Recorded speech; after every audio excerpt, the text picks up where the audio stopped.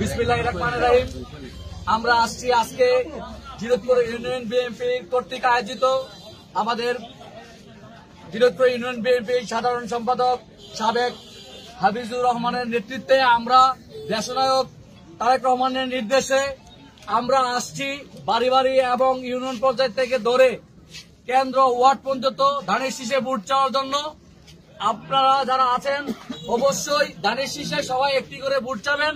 আমাদের দেশনায়ক তারেক রহমানের যে কমিটমেন্ট দিয়েছে সবাইকে আমরা ধানের শীষ ভোট চাওয়ার জন্য আমাদেরকে দায়িত্ব দেওয়া হয়েছে। আপনারা সবাই আমরা মিলে ধানের শীষে ভোট চাবো। পাশাপাশি আমাদের নেতা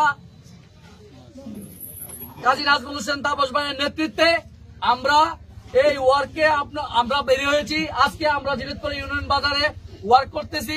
আমাদের সাথে আছে নবীনগর উপজেলা বিএনপি সাবেক যুগ্ম সাধারণ সম্পাদক মফিজুল ইসলাম মুকুল। আমাদের মাঝে উপস্থিত আছে ব্রাহ্মণবাড়িয়া জেলা বিএনপির সম্মানিত সদস্য হরজত আলী।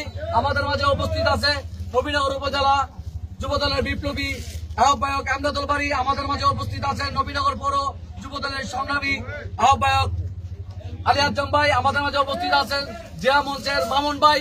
আমাদের মাঝে উপস্থিত আছেন জিয়া মঞ্চের সাধারণ সম্পাদক রুবেল আকরাম। আমাদের মাঝে আছে উপস্থিত জিরতপুর ইউনিয়ন বিএনপির তার সকল অঙ্গ সংগঠন ছাত্রদল যুবদলের নেতৃবৃন্দ। আসেন আমরা সবাই মিলে বিএনপির জন্য ভোট চাই, ধানের শীষের জন্য ভোট চাই, কাজী নাজমুল হোসেন তাপস ভাইয়ের জন্য দোয়া চাই। ইনশাল্লাহ 18 সালের তাপস ভাইয়ে নবীনগর থেকে ধানের শীষের নির্বাচন করেছে। আমরা 2026 সালে ইনশাল্লাহ নির্বাচন করব এই আশা ব্যক্ত করে আমাদের কার্যক্রম শুরু করলাম।